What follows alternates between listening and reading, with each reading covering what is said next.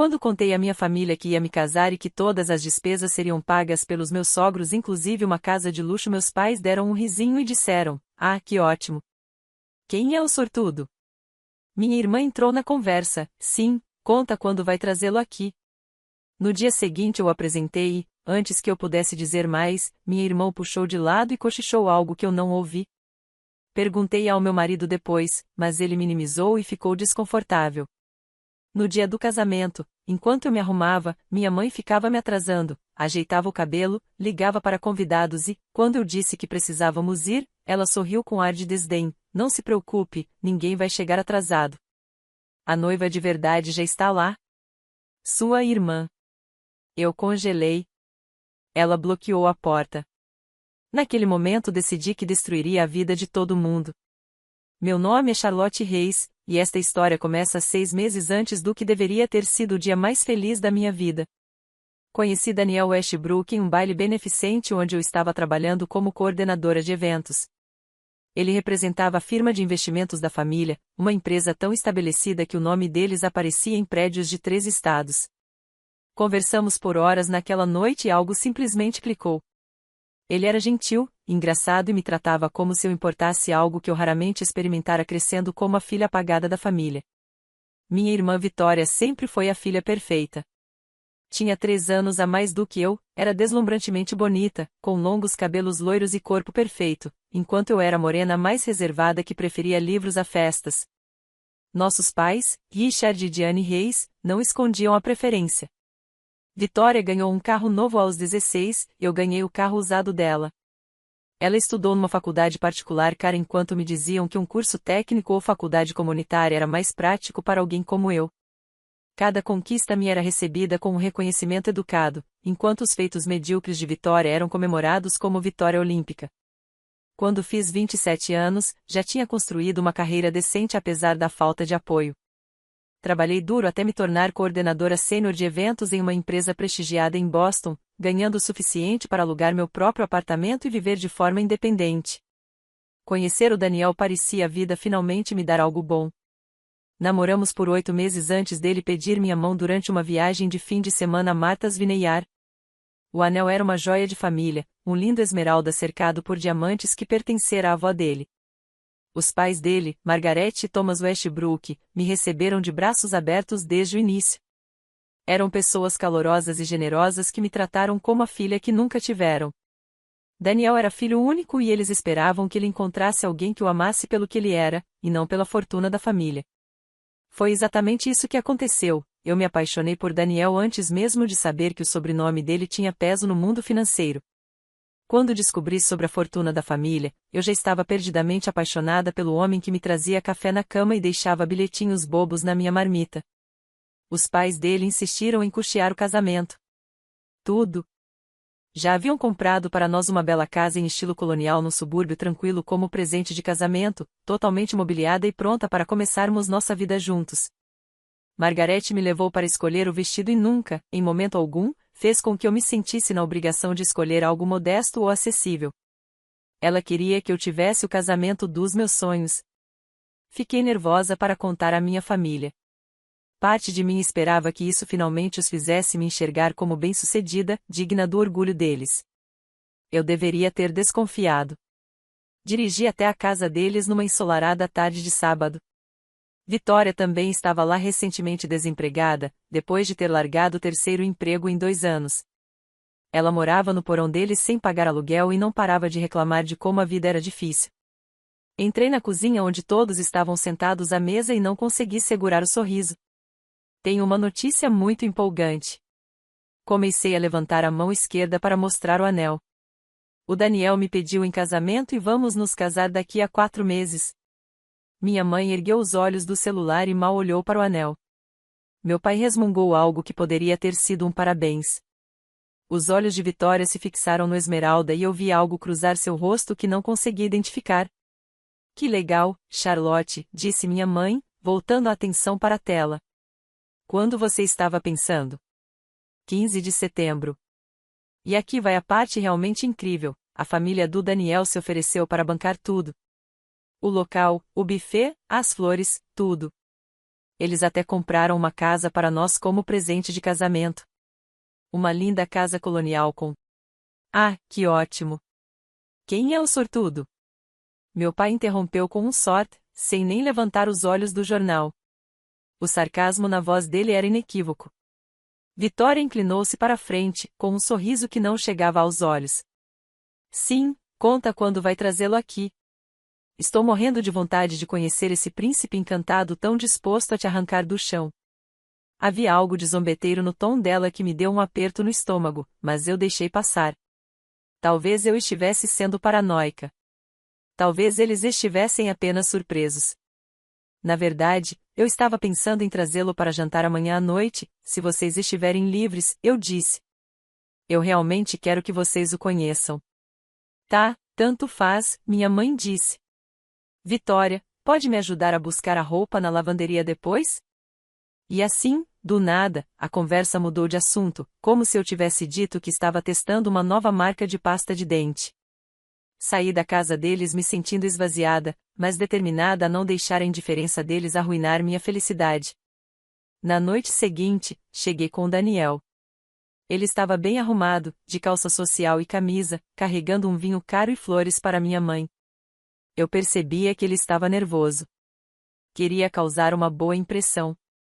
Mamãe, papai, Vitória, este é Daniel Westbrook, eu disse, parada no hall de entrada. Observei a expressão da minha mãe mudar assim que ouvi o sobrenome dele. Os olhos dela se arregalaram levemente, e ela ficou mais ereta. A postura de Vitória também se transformou. De repente, as duas estavam sorridentes e calorosas, o oposto completo da reação que tiveram apenas 24 horas antes. Westbrook, como na Westbrook Financial, meu pai perguntou, de repente interessado na conversa. Sim, senhor. É a empresa da minha família, Daniel respondeu educadamente, apertando sua mão. Que maravilha, minha mãe se derreteu, pegando as flores. Charlotte, por que não contou que estava se casando com Westbrook? Sabemos quem são, claro.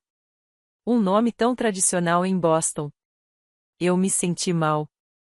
Um dia antes, eles nem olharam para o meu anel. Agora que sabiam que Daniel vinha de uma família rica, tratavam-no como realeza.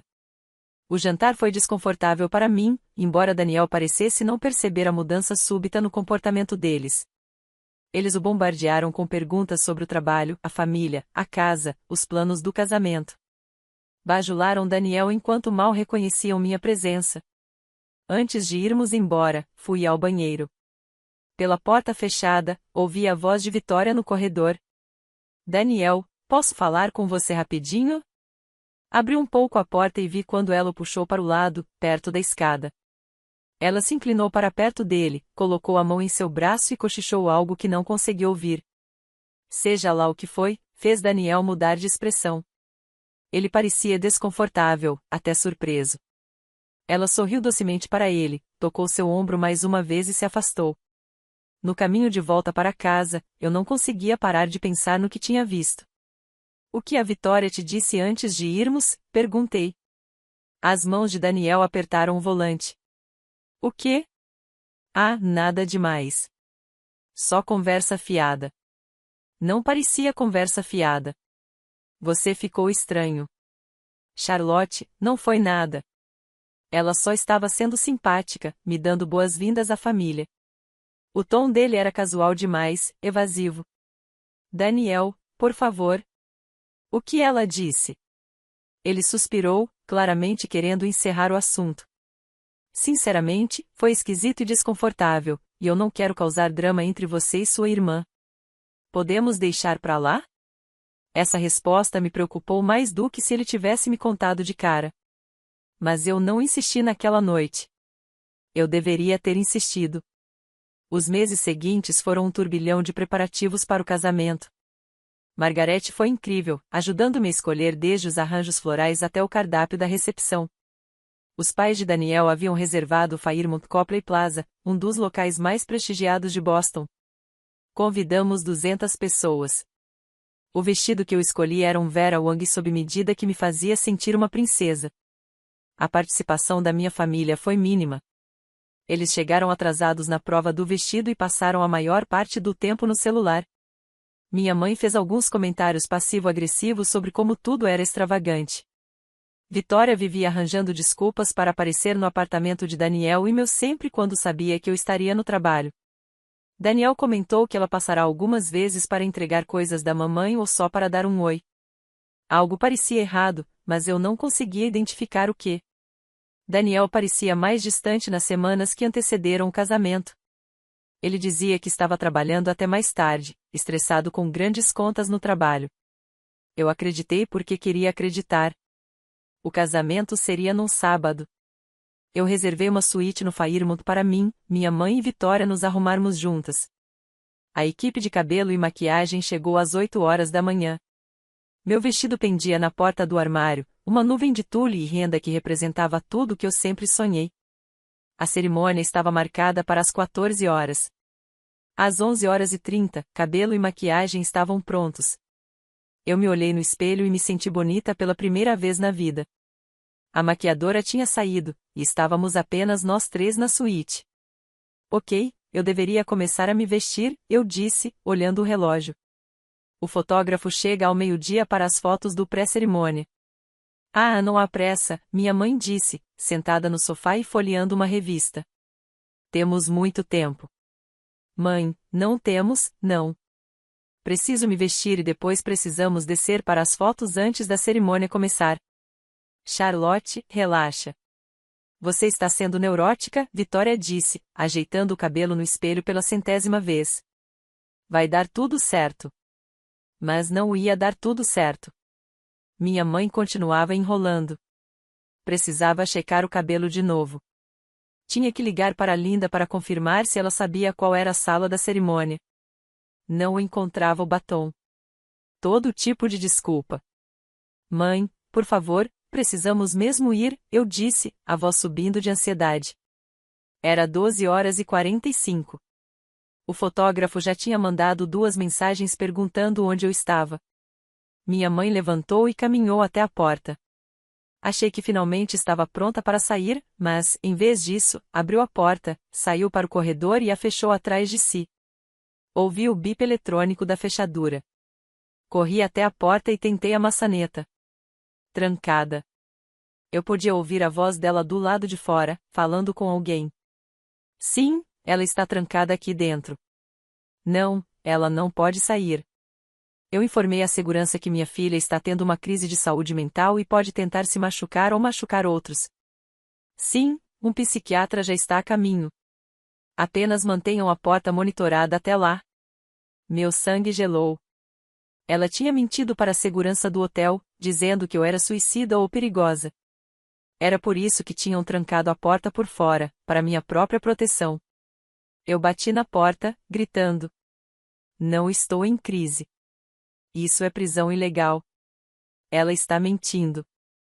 Mas, através da porta, ouvi a voz de um segurança. Senhora, por favor, acalme-se. Sua mãe explicou a situação. Um médico chegará em breve para avaliá-la. Pela sua segurança, precisamos que a senhora permaneça no quarto. Eles pensavam que eu estava instável. Minha mãe tinha orquestrado tudo perfeitamente. A segurança do hotel não abriria a porta para alguém que acreditasse em estar em uma crise psiquiátrica. Eles esperariam por um profissional médico que nunca chegaria. A voz da minha mãe veio através da porta, abafada, mas clara o suficiente. Não se preocupe, querida. Ninguém vai se atrasar. A verdadeira noiva já está lá. Sua irmã.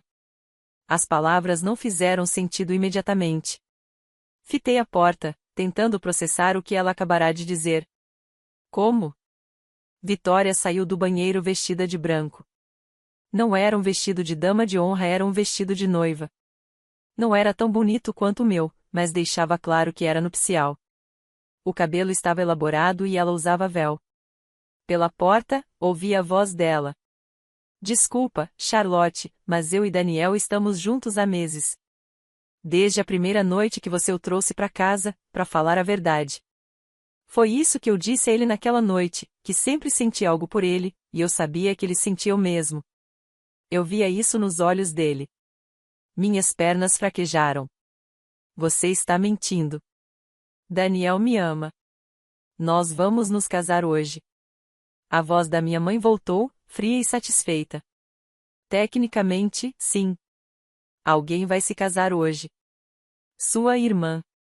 Daniel concordou que ela é uma combinação muito melhor para ele. Ela é linda, sofisticada, tudo que um homem como ele merece. Você sempre foi feita para ficar em segundo plano, Charlotte. É aí que você pertence. Você não pode fazer isso, eu disse, a voz se partindo. Mas entendi que eles podiam e fariam. Eu estava trancada e eles controlavam a narrativa lá fora. A voz de Vitória continuou. Daniel está lá embaixo esperando pela sua verdadeira noiva. Os pais dele vão ficar confusos no começo, mas quando virem como ele é feliz comigo, vão entender. Amor é amor, né? Isso era insano. Daniel nunca faria isso comigo.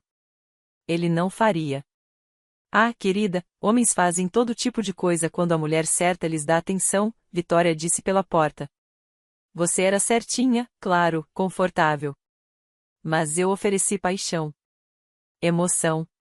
Mostrei para ele o que estava perdendo. Ouvi minha mãe falando ao telefone, precisamos descer agora. Vitória, Charlotte, você vai ficar aqui. A segurança foi instruída a não deixá-la sair até o psiquiatra liberá-la. Não podemos ter você fazendo cena e arruinando tudo. Quando eles percebessem que não viria nenhum médico, a cerimônia já teria acabado. Arruinando tudo. Vocês estão roubando meu casamento. Meu noivo. Bati mais forte na porta. Me soltem. Isso é ilegal. Vou chamar a polícia. Pela porta, a voz do segurança, senhora, afaste-se da porta. Estamos aqui para ajudar. Sua mãe está muito preocupada com seu bem-estar. Liguei pro celular do Daniel várias vezes. Sem resposta. Chamei os pais dele direto para a caixa postal. A cerimônia provavelmente já tinha começado. Todo mundo estaria no salão de festas com o telefone no silencioso. Tentei abrir a janela, mas estávamos no 8º andar e as janelas só abrem alguns centímetros por segurança. Fiquei ali, de hobby, meu vestido de noiva me zombando do outro lado do quarto, ouvindo os passos da minha mãe e da minha irmã se afastarem pelo corredor. Algo dentro de mim mudou. O choque deu lugar a uma fúria fria e cristalina. Eles achavam que tinham vencido. Achavam que me destruíram, tirado tudo pelo que eu lutei, tudo que eu amava.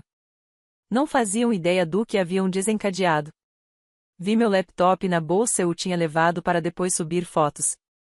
Minhas mãos tremiam ao abri-lo e conectar ao Wi-Fi do hotel.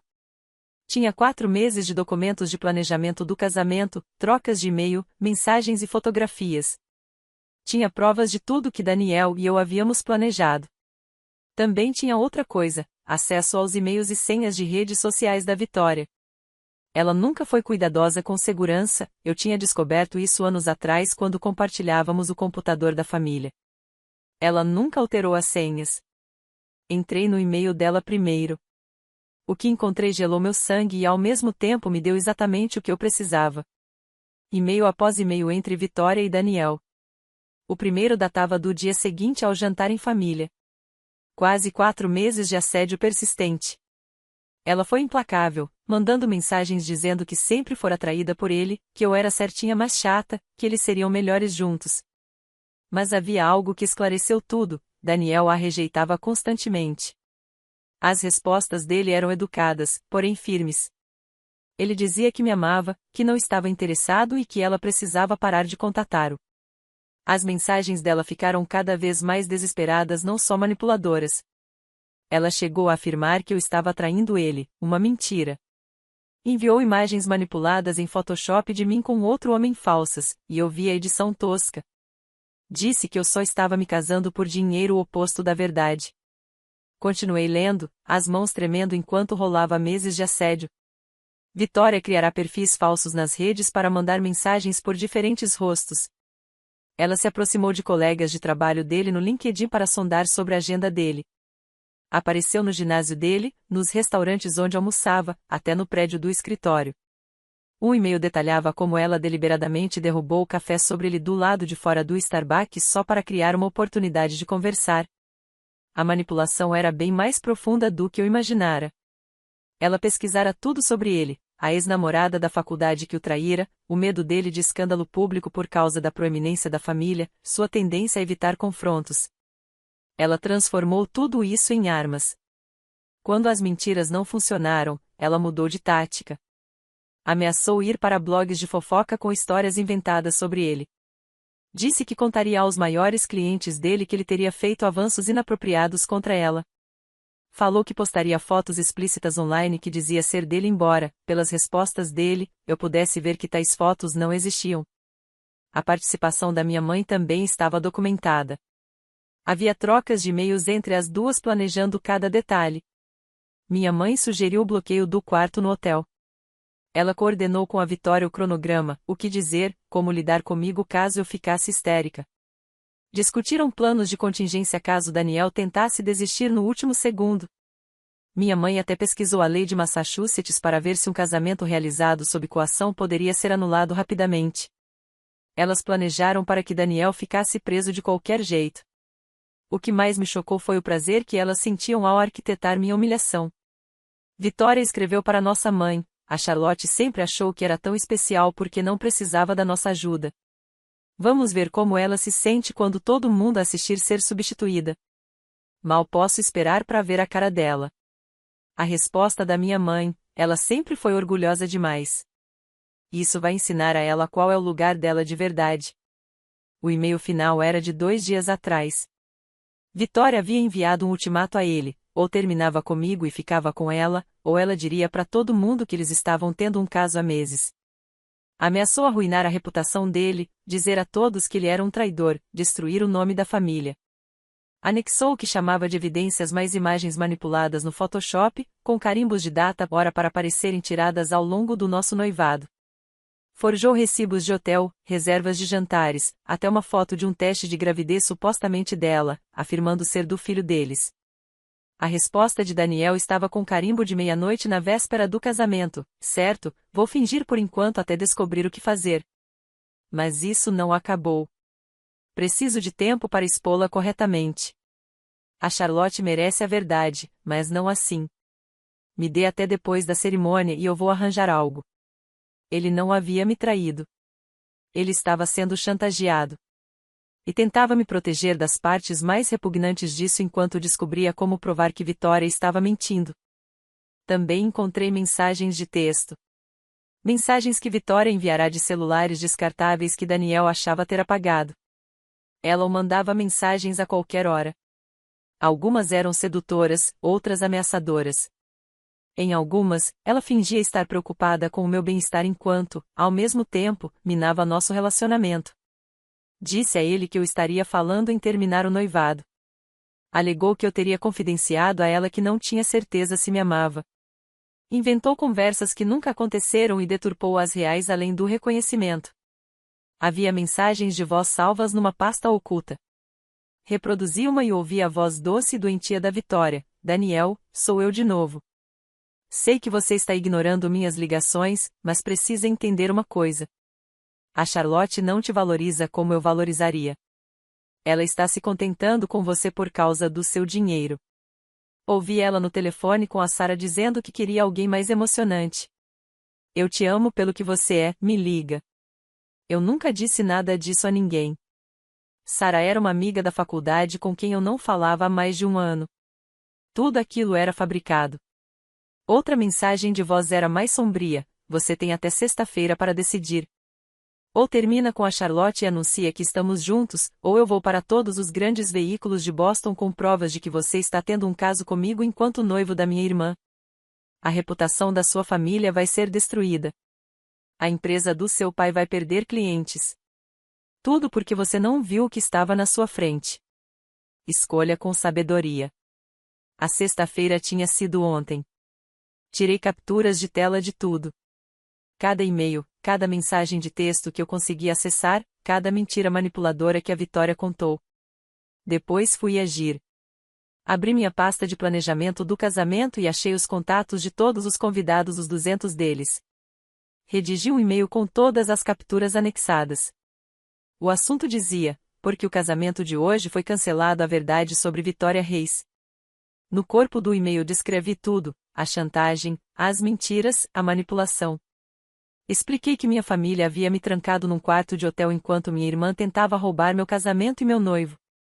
Incluí capturas de tela das mensagens entre minha mãe e Vitória discutindo o plano para garantir que eu não interferisse. Encontrei isso também no e-mail da minha mãe, ela havia encaminhado para a conta pessoal dela, e eu sabia a senha.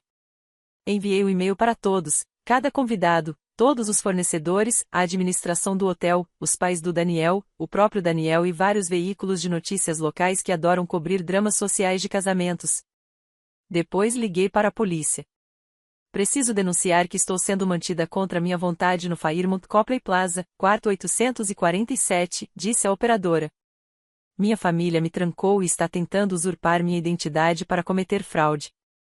Enquanto esperava a polícia, postei tudo nas redes sociais Facebook, Instagram, Twitter e até LinkedIn. Marquei todas as pessoas que consegui, incluindo meus pais e a Vitória.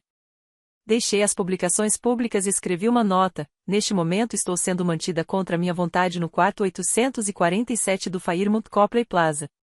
Minha mãe mentiu para a segurança do hotel alegando que eu estou em crise psiquiátrica para me impedir de impedir minha irmã de roubar meu casamento. Isso é prisão ilegal sob falsos pretextos. A polícia foi chamada. A reação foi imediata e avassaladora. As mensagens começaram a chegar em massa. Os pais do Daniel retornaram à ligação. Margarete estava chorando, perguntando o que estava acontecendo. Eu expliquei tudo pela porta trancada, elevando a voz para que ela pudesse me ouvir ao telefone. Ela disse que o Thomas já estava a caminho. 15 minutos depois da minha ligação, a polícia chegou. Ouvi minha mãe discutindo com os policiais no corredor, insistindo que aquilo era um assunto de família e uma questão de saúde mental em que eles não tinham o direito de se intrometer. Os oficiais não engoliram aquilo. Um deles falou com o segurança, que explicou que a mãe havia relatado uma emergência psiquiátrica. Senhora, há realmente um psiquiatra a caminho? O policial perguntou à minha mãe. Silêncio. Senhora, eu lhe faço uma pergunta. O senhor disse à segurança que um médico viria avaliar sua filha. Isso é verdade? Mais silêncio. Então a voz da minha mãe, na defensiva, alegando que eu estava irracional e que ela estava preocupada. Então não há médico vindo. A senhora mentiu para a equipe do hotel para manter sua filha adulta trancada contra a vontade. Isso é prisão ilegal, senhora. Vamos abrir essa porta agora. Os oficiais obrigaram o hotel a destrancar a porta imediatamente.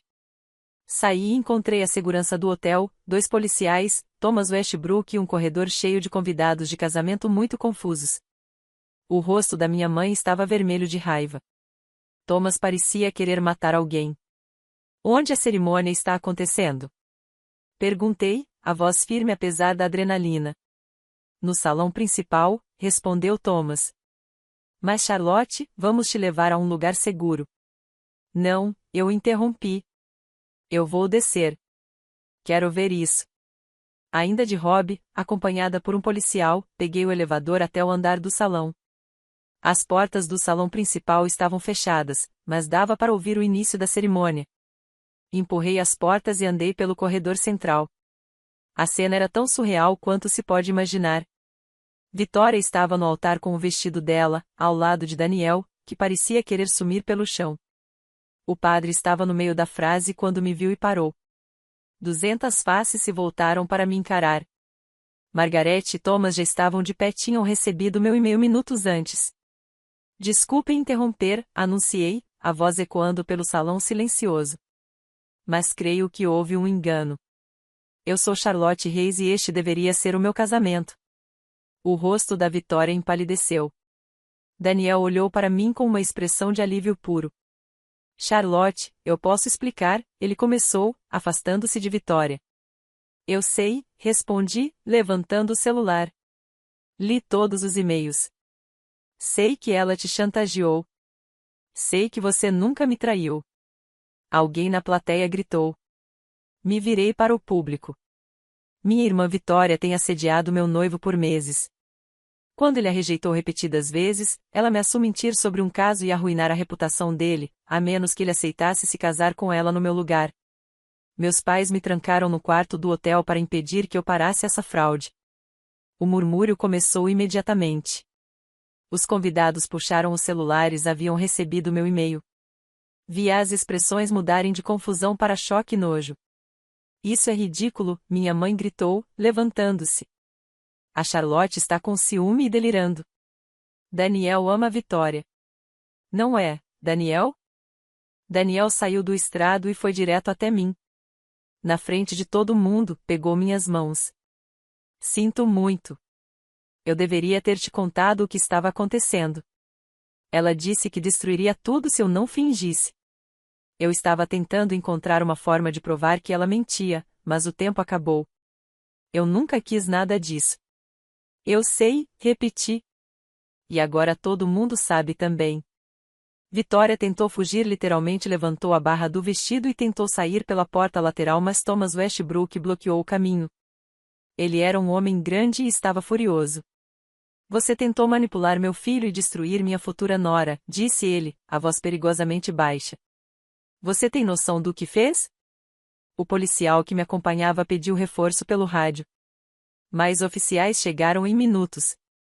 Prestei queixa, não só por prisão ilegal, mas também por tentativa de fraude, furto de identidade e assédio. Meus pais tentaram ir embora, mas os convidados os impediram. Não eram pessoas quaisquer, eram a elite de Boston, amigos e associados da família Westbrook, contatos sociais e de negócios com influência. Meus pais tinham apostado que ninguém acreditaria em mim ou se importaria. Perderam de forma catastrófica. A polícia colheu depoimentos de várias testemunhas. A segurança do hotel apresentou imagens em que minha mãe instrui a trancar a porta e não me deixar sair. Os e-mails e mensagens de texto foram apreendidos como prova. O caso contra Vitória, minha mãe e meu pai era sólido. Mas eu ainda não tinha terminado. A exposição pública saciou uma parte enorme da minha vontade de justiça, mas eu queria garantir consequências duradouras.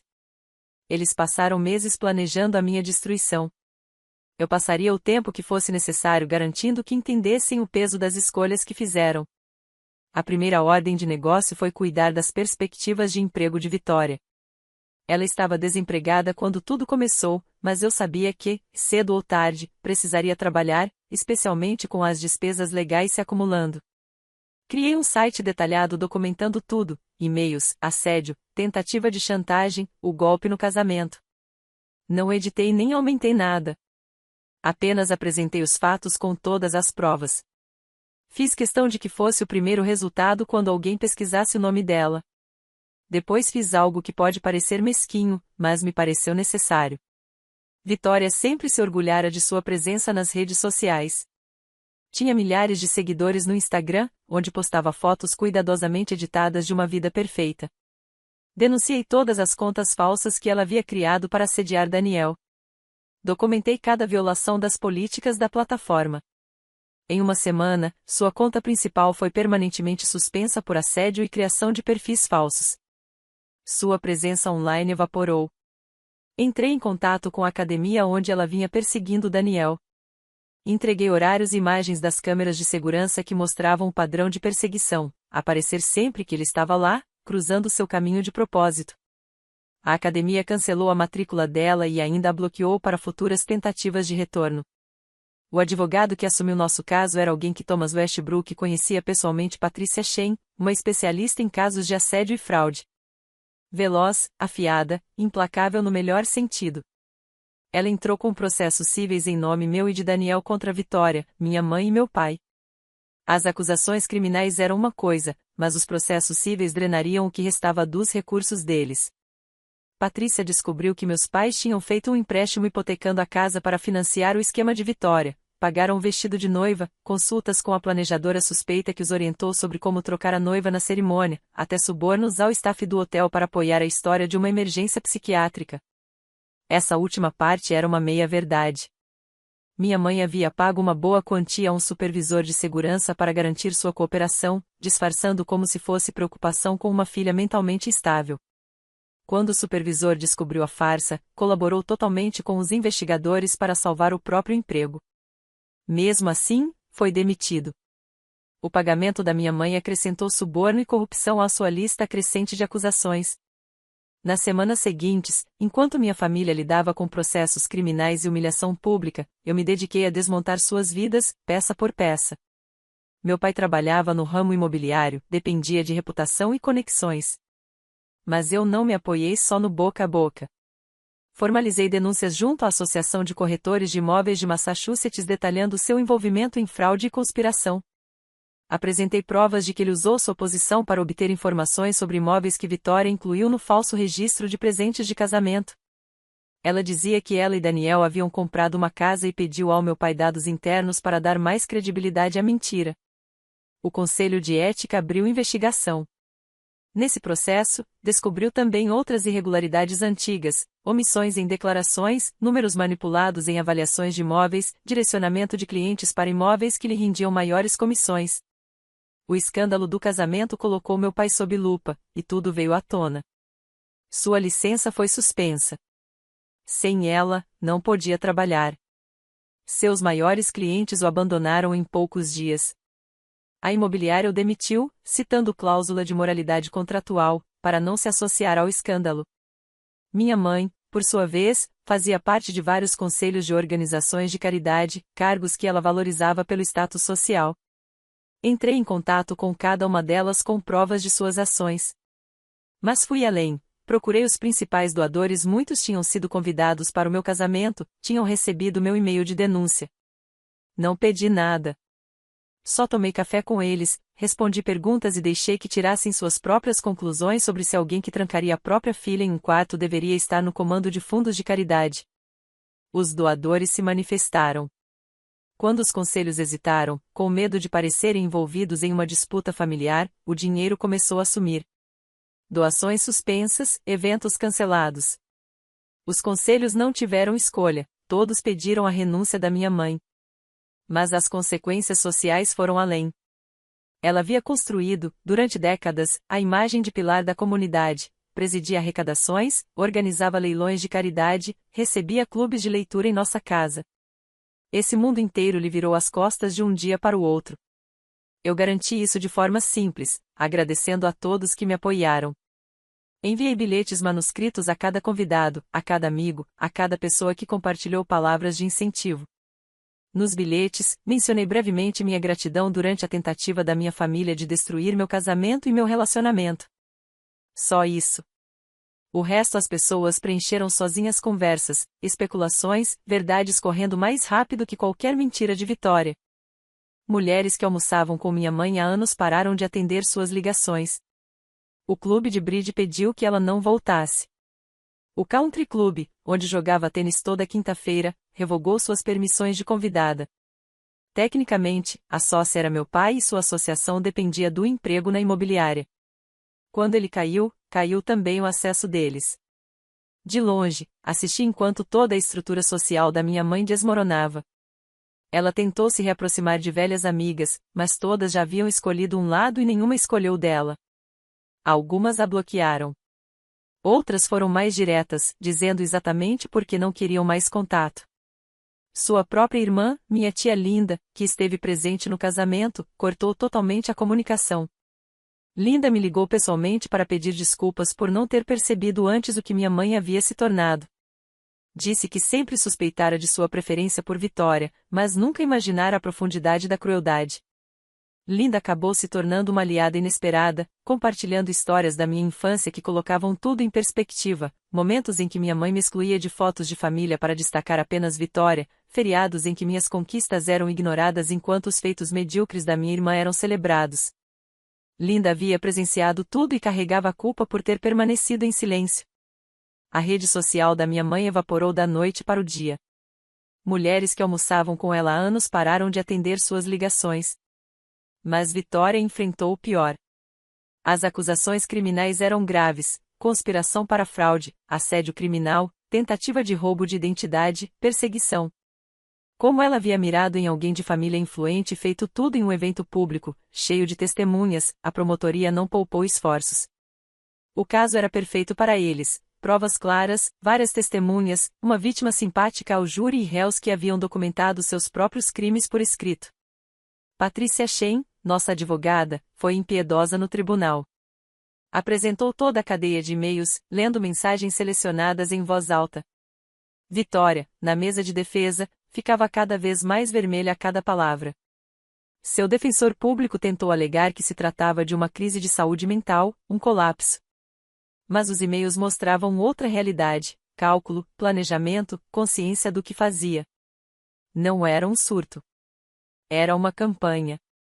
As imagens adulteradas foram particularmente devastadoras. Um perito em forense digital testemunhou, apontando cada edição amadora, cada incoerência de luz e perspectiva. O falso teste de gravidez foi desmentido com prontuários médicos. No horário indicado na foto, Vitória estava em uma consulta odontológica. Os recibos de hotel falsificados foram rastreados até o modelo baixado de um site duvidoso. Cada mentira foi sendo destruída, uma a uma, diante de um tribunal lotado. Mas além das consequências legais, sua reputação foi pulverizada. Eu havia garantido isso.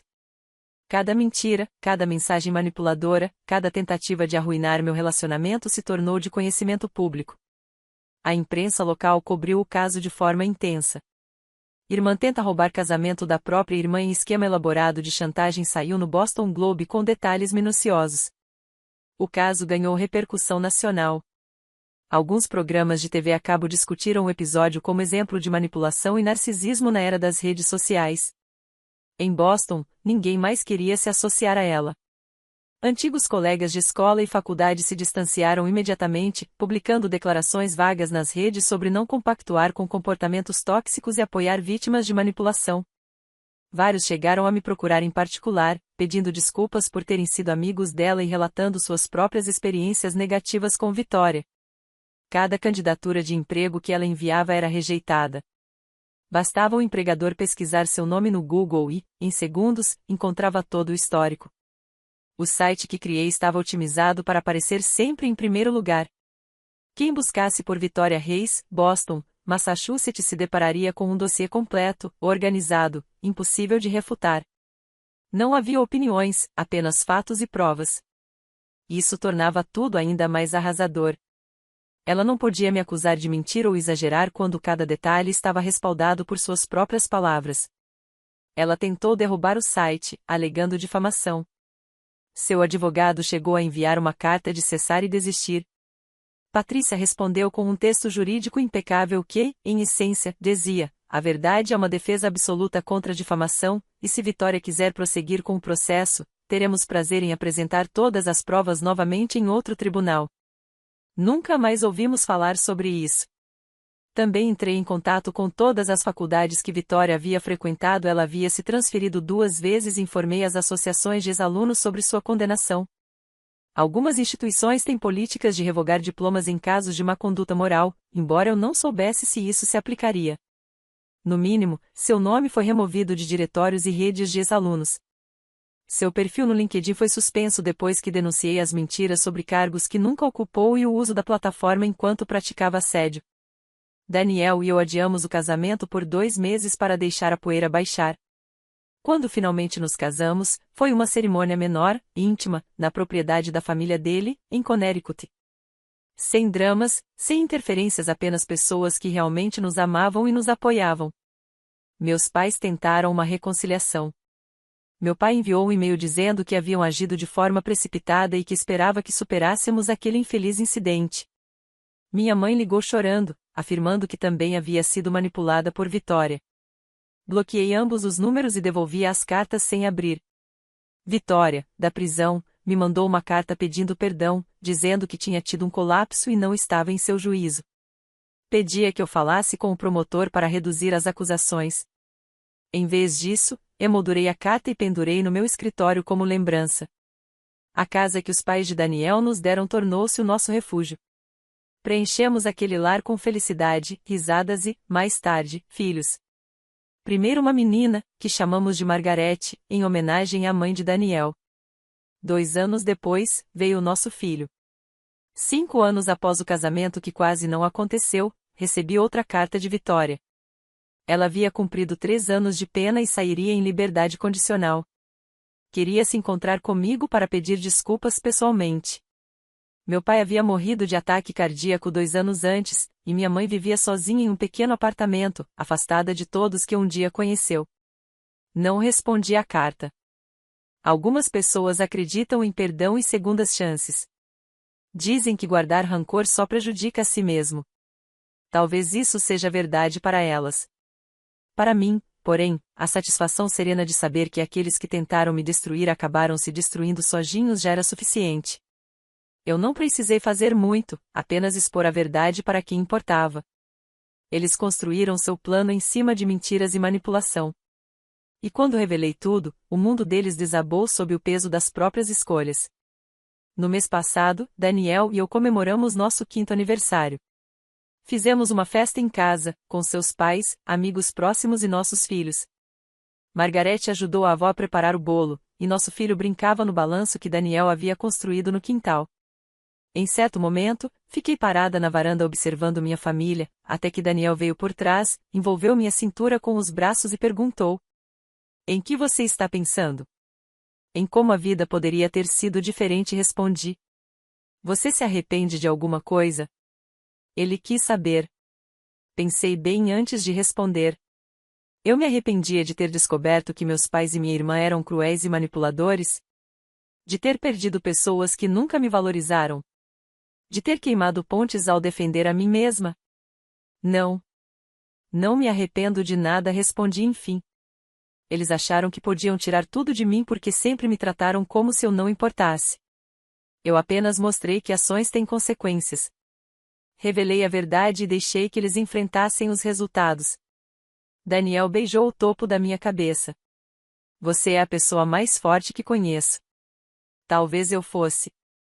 Ou talvez eu fosse apenas alguém que, enfim, se cansou de ser tratada como menos do que merecia.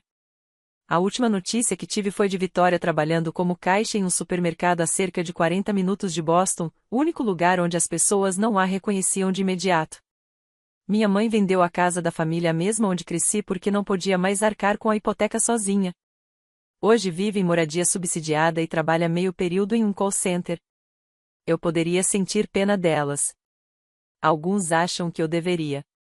Mas sempre que penso nisso, lembro do dia em que fiquei trancada em um quarto de hotel, de hobby, ouvindo minha própria mãe me dizer que Vitória era a verdadeira noiva e que eu pertencia ao fundo da cena.